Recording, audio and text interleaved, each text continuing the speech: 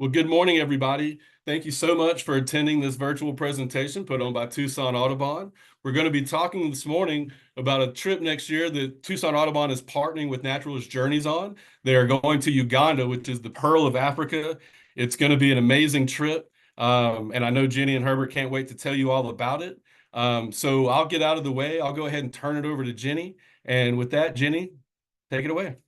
Yeah, thank you, Danita. I'm Jennie MacFarland. I work here at Tucson Audubon as the bird conservation biologist, and I'm the designated host for this trip. And if you want to find out more about this trip, it's coming up. It's June 15th to July 2nd, 2025. And there's a whole itinerary on the Tucson Audubon website. If you just Google Tucson Audubon Uganda, it comes right up. It's a whole long PDF of sort of day-by-day guide of what this trip would entail with Naturalist Journeys, partnering with Tucson Audubon. And we also do have Bernie here for Naturalist Journeys on this meeting. So if anyone has any specific questions for Naturalist Journeys, Bernie is here for that as well. And I see Dito just put in the chat the link to the summary of the upcoming trip. So I think I'm going to turn it over to Herbert, who will be in charge of the trip. Wow. Thank you very much. I would like to go straight to the presentation.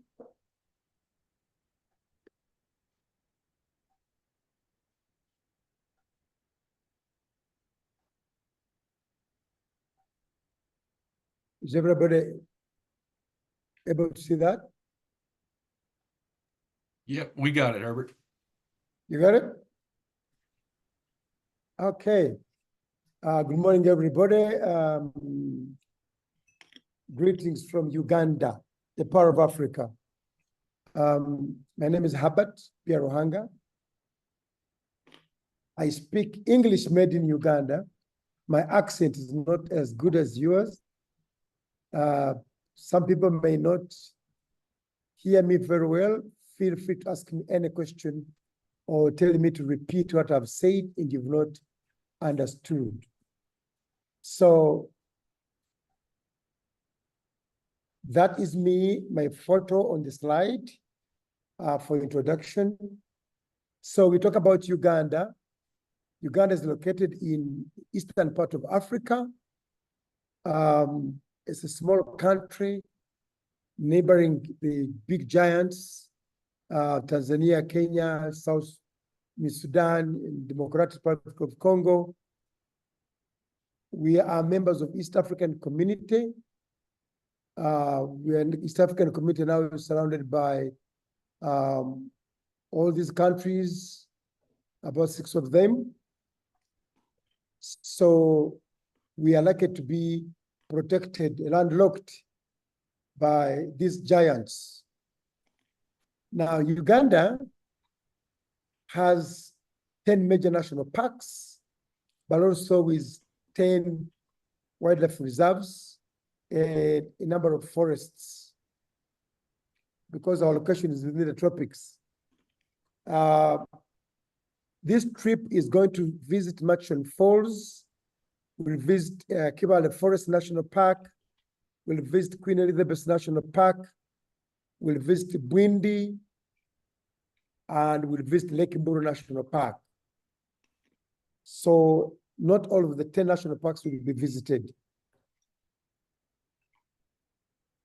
The country is relatively small, a little bigger than Minnesota, and with a surface area of 9,112 square miles. And of course, land is 84%, and water is 15%. The picture you see on the slide is River Nile after Murchison Falls. The population is now about 45 million people. Like I just said, 15% is water, 8% is land. We have 1 million tourist jobs, 10% women professional jobs, 60% of the population are youth. That is below 35 years. And of course, Uganda is the meeting point of all the major ecological zones of Africa. Yes, Major attractions, as you can see on the map, Lake Victoria is the second largest in the whole world. The longest river is River Nile, starts from Uganda. Mountain gorillas, we have over 500 individuals. Chimpanzees, is actually we have over 1,500 in one national park. The bird life, we have over 1,100. Rich culture with 56 tribes. Forests is about 5 million hectares. We have this region, which is called Herbert and Rift region, which of course, most of the tour will be going through. It's African richest in terms of overall endemics. 35% of African biodiversity is found in this region. It has the most diverse habitats. 41 bird species are endemic. 23 of these are found in Uganda, 34 mammals, and 162 vertebrates, and 1,200 plants are endemic to this area. Like I've just said, bird life is very rich. On a tour of 3 weeks, one can see 400, 500 species of birds. Of course, we have this Africa's iconic bird that everybody would love to see. We usually look for it in the second day or the first day of the start of the tour. It is this iconic bird that stands alone. It's actually doesn't have many members of the family. Scientists have said it's now a monotypic species. It originally was related to hammercops and pelicans, but now science has proved that it's just alone. The gray-crowned crane is a national bird. It's one of those we're likely to see on our tour. The saddlebill stork is one of those we are likely to see on our tour, found in wetlands, in marsh areas. One of my favorite birds is the national colors of Uganda. The schemas, a little bit different from the black schemas of America. We have chances of finding them in Queen Elizabeth National Park. One of the rare herons found in wetlands can be seen in Mabamba and in some areas of Lake Mburo. We have other giants of the forests,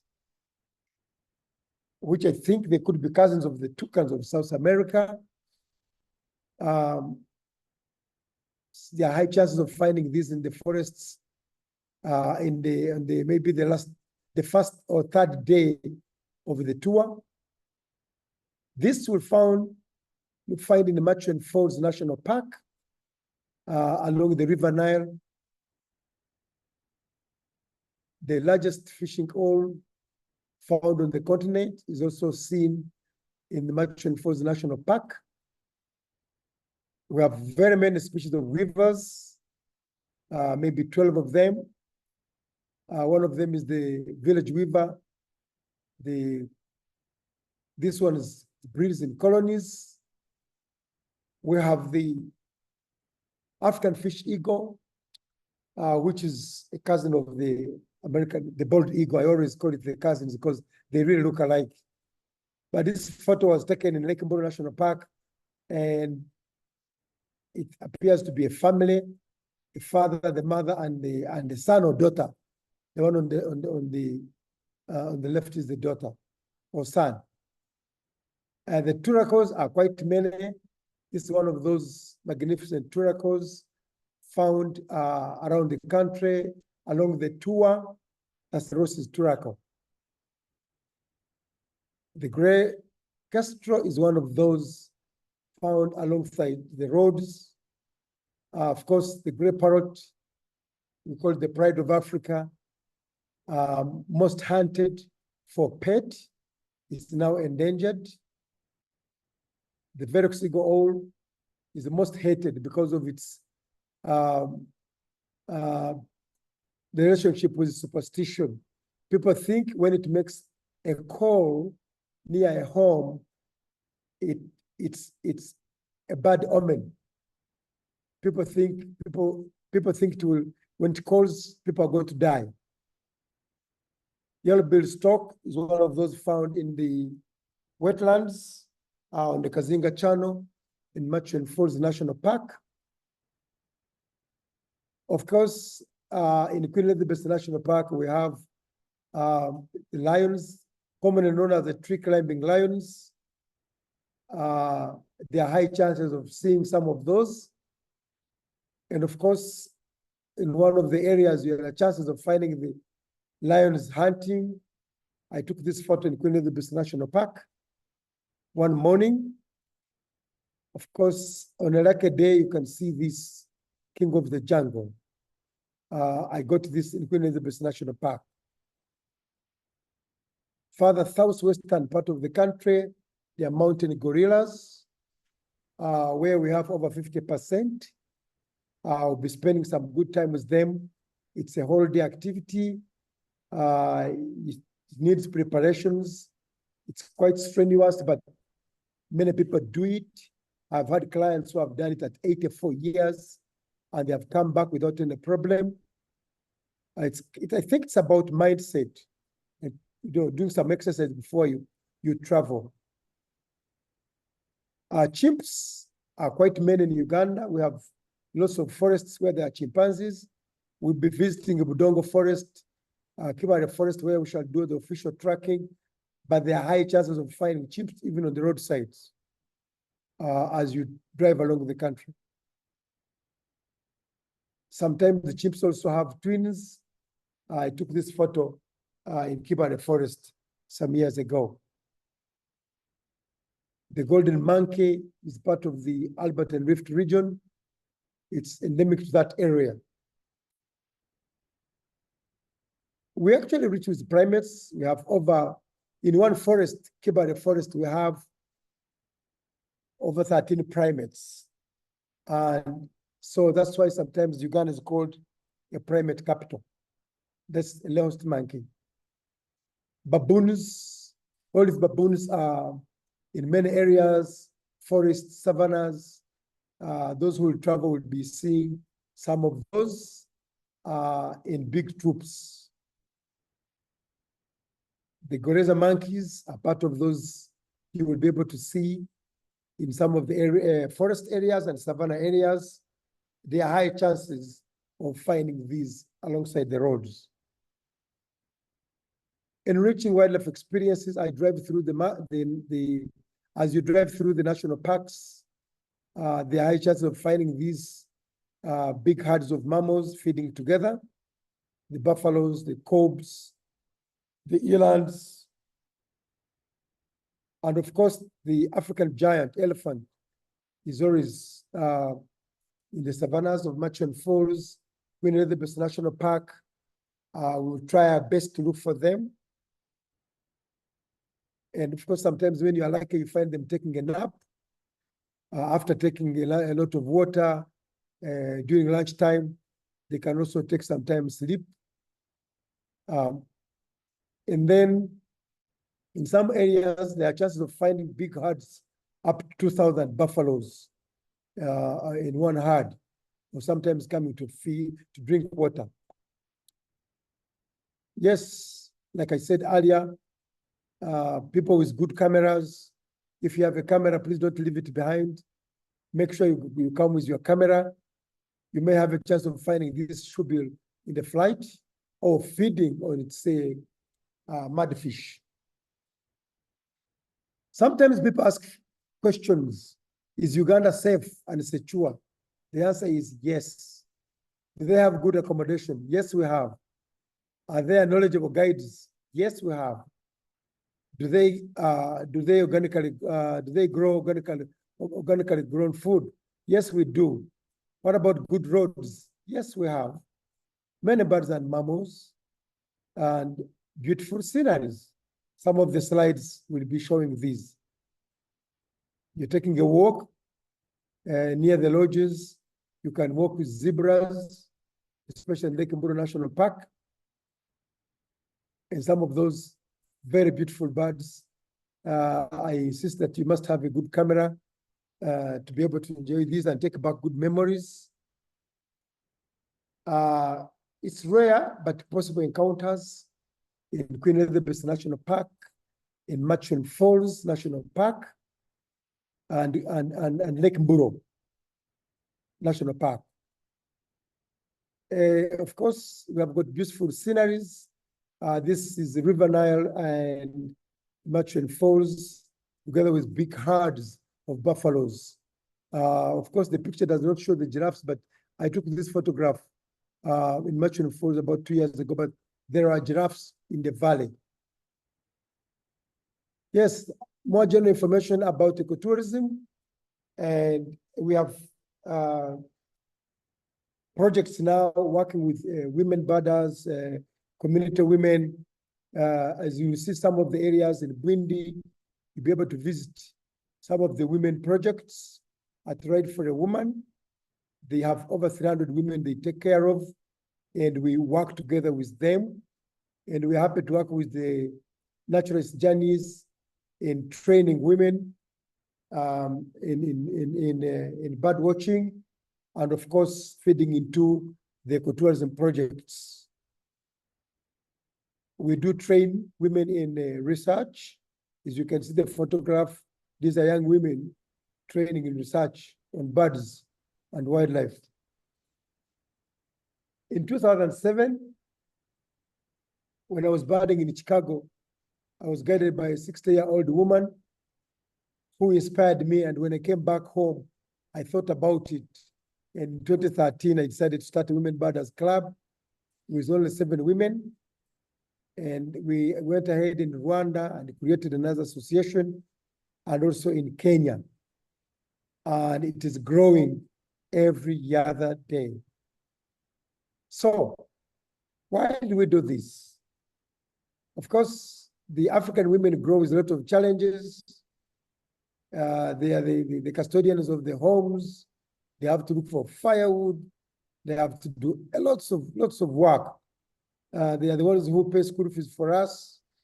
I remember my mother doing a lot of work for me, go to school, doing a lot of farming, distilling, local warrage, local genes to make sure that she makes money for me to go to school. And of course, women are known to be a source of richness, source of wealth, that when girls get married, they bring cows home in form of dowry. So many girls were not allowed to go to school because they are source of income. They'd rather go get married and the parents get cows.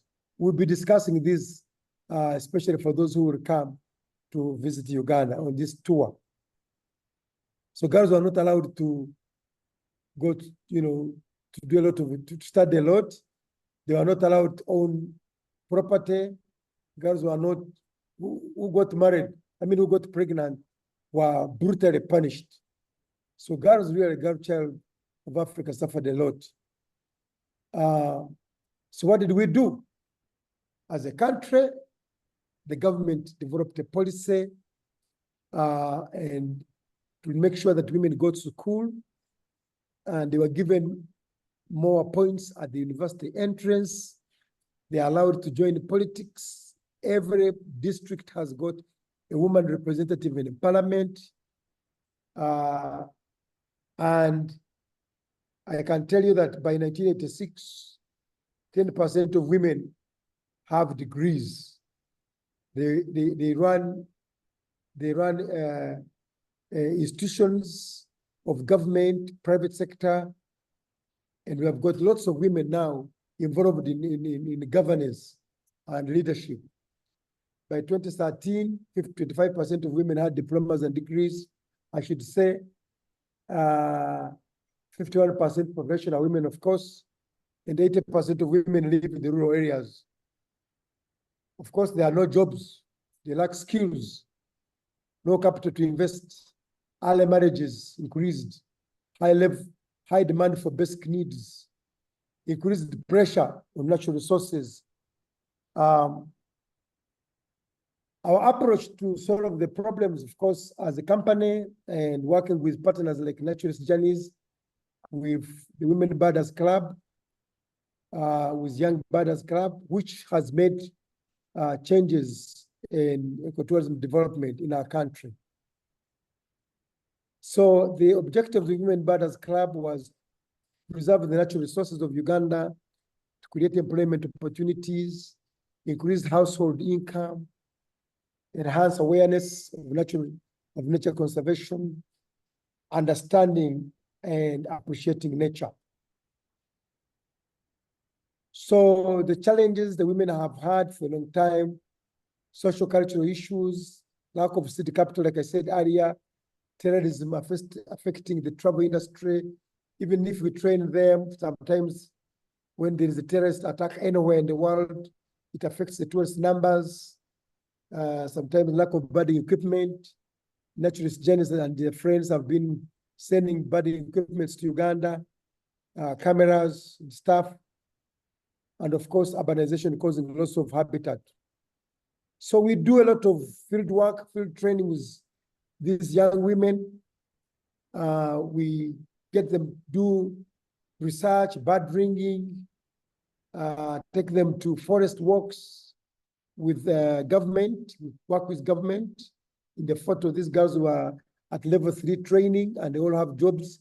One in the middle with light green binoculars now works in UK. They now get jobs with tour companies as guides, as researchers. Some of them they do research with government. We now have good leadership. They are now good leaders of the Women Birders Club. Others have invested. They have lodges. This Harriet has now 2 lodges. She has a tour company running. That's her lodge with the tour company. She guides tours. Judith is the researcher. She's the mother, but she has also a tour company, World Women Adventures.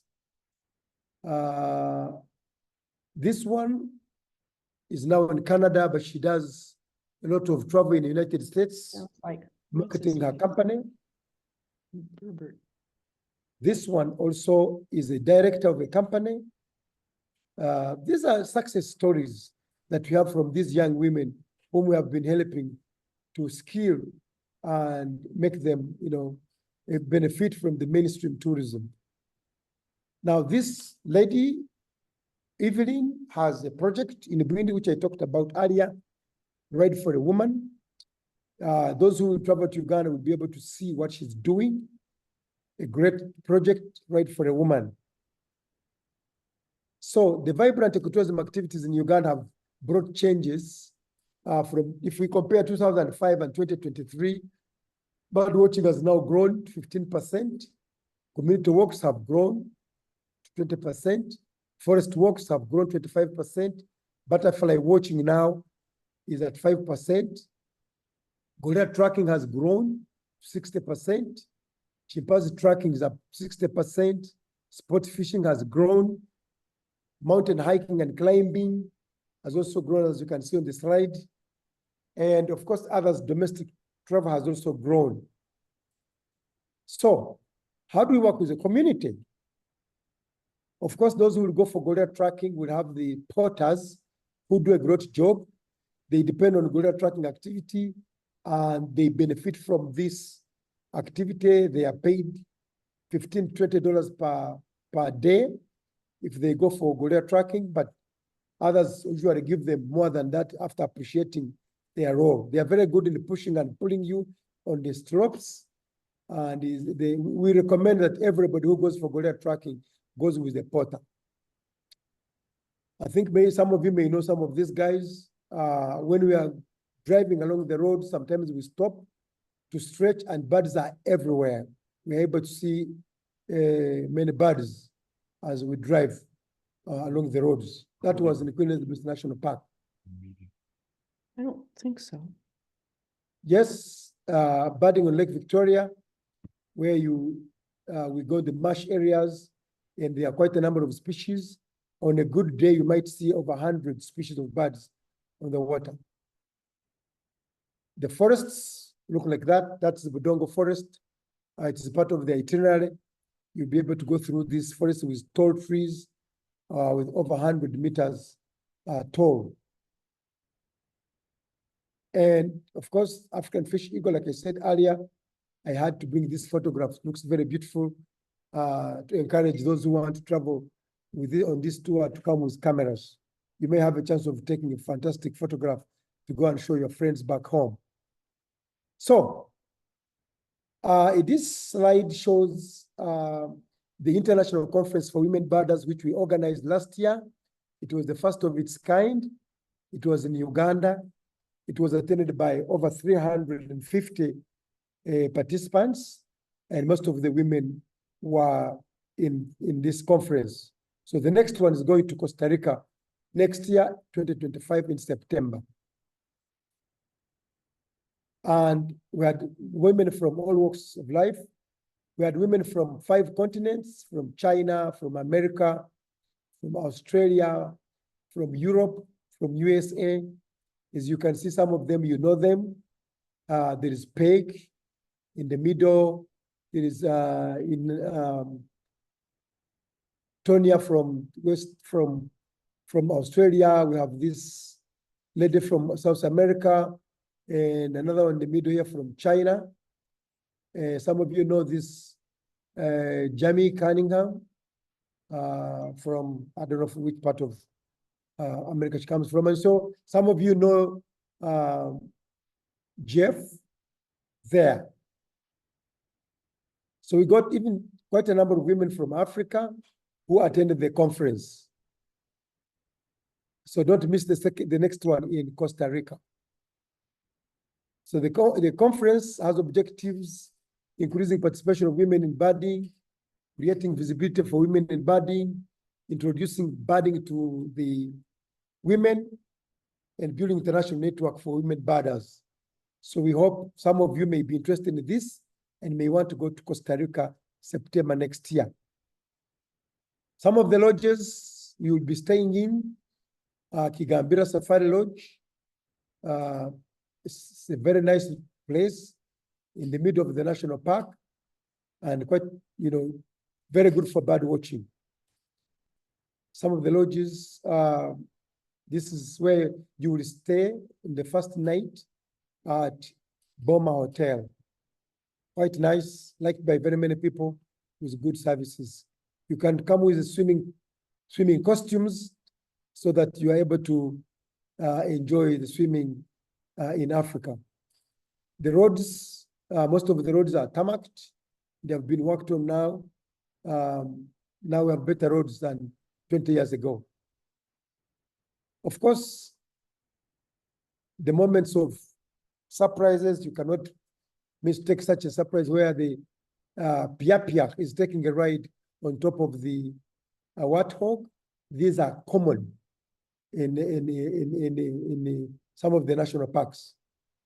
It's one of the endemic species found in the Herbert and Rift region. It will be one of those we shall be looking for in Bwindi. The red-chested sunbird is one of those beautiful sunbirds. We have got over 10 species of sunbirds you will be able to search for along the road and in the habitats where we shall be going through. The African finfoot is one of the iconic birds, one of the few finfoots in the world. It can be seen at Lake Mburu National Park, where we'll have 2 days in that area. Of course, I must say that some of the female guides, we might travel with one of those. They now have cameras, they are becoming photographers. You'll be able to probably be guided by one of those female guides. Of course, butterflies are many. We have over 1,200 species of butterflies you can see on it, in the Herbert and Rift region, and therefore butterfly interest should not avoid this chance of traveling to Uganda. Thank you very much. Now I welcome questions.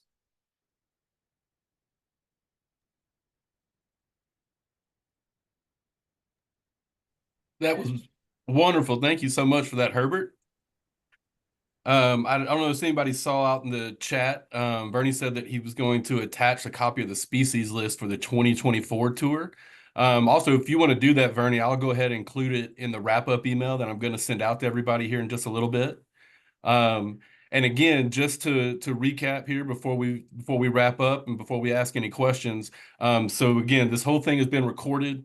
So if you've missed anything or you want to go back and re-listen to something, I'm going to send out an email to everybody this afternoon that will have the YouTube link to the video. And Bernie just put that list in the chat. So I'll go ahead and put that list in that email as well, so you can see the full bird list from 2020 from the last year trip. So let's see. I don't have any questions in the chat, which is normally good. That means you explain. Oh, let's see. Hold on. Mark Baldridge had a question, Herbert, that's saying that the U.S. State Department has issued travel warnings for Uganda due to crime and terrorism. Are there certain parks or areas that should be avoided? Can I answer that? Can I respond to that? Yeah, please. Yeah, that was for you, Herbert. Yeah, please go ahead and let us know if there are some areas that are more problematic. Because like I said, when we get, when the State Department issues things here, it's usually for the countrywide thing. And so, right, if there are areas that should be avoided, if you could kind of clue us into that. At the moment, we don't have any issues, any part of the country. The business is booming. People are traveling around the country. Even have a group now traveling, and had a group from the United States with the subbrewing. They went back last week, so we don't have any issue anywhere.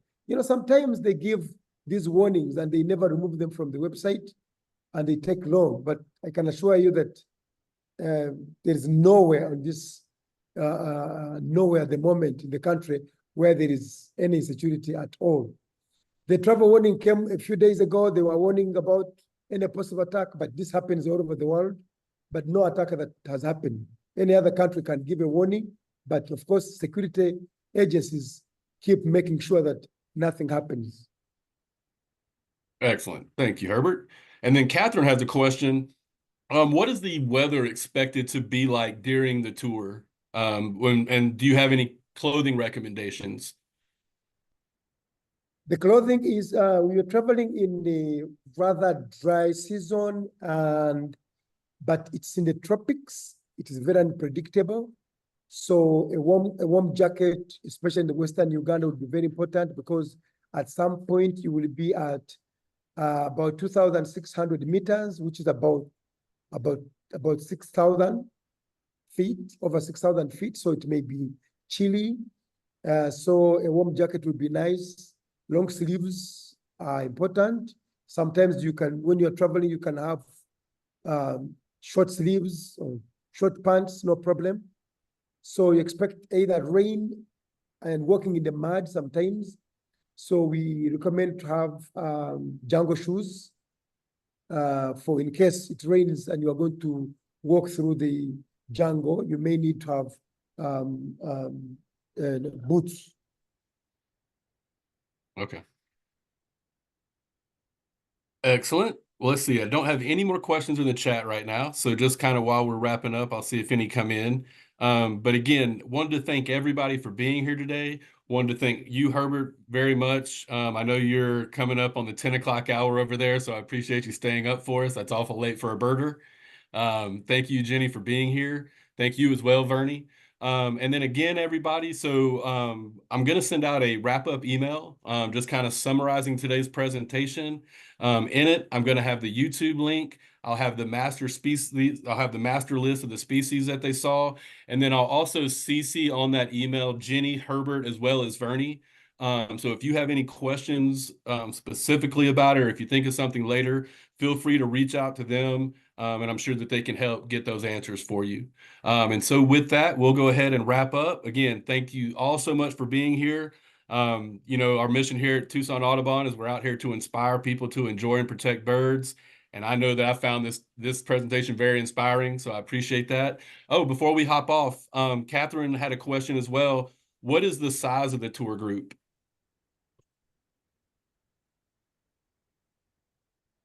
The size of the tour group will go up to maximum 10 people. And it's from 10 to 12. Okay, perfect. Yeah. Wonderful. So again, everybody, if you have any questions, if you think of after the presentation, I'll have all their contact info in it. Or if you forget, you can just email me and I'll get you in contact with them. One more question from Catherine here, Herbert. I know each day is going to be different, but about how much of the day is devoted to birding? And you know, the interests change on a daily basis. Sometimes what we do lunch breaks. People get out in the national parks. You start very early in the morning. After breakfast, an early breakfast, you go out, come back midday, and then take a rest, and then go in the afternoon. But this depends on where you are and the type of weather you are in. Because if it is in the national parks where the temperatures are high, people tend to take a break and then go back in the evening when it has, you know, a bit cooler. But in the forest areas, the break doesn't take long. They still take a walk around the forest to look for the birds because it gets back early. So it depends on where you are and the mood of the group and the energy of the group. Sometimes people choose not to continue. Others can say, I'm not going. I want to take a break. Others can say, let me continue. So it will depend on the day's mood and the conversation between the group. Perfect. Yeah, I figured that would kind of vary day to day, but yeah, that's a great answer, Herbert. Excellent. Well, that's all we have in the chat. So again, thanks to Herbert, thanks to Jennie, thanks to Vernie, thanks to Naturalist Journeys. And again, any questions, send them my way, send them to Vernie, to Jennie, to Herbert, and we'll make sure we get those answers for you. So again, thank you everybody for being here, and go out and see some fun birds today. The weather's gorgeous. It is All a right. nice Thanks day. everybody. All right. Thanks everybody. Bye, everybody. Bye.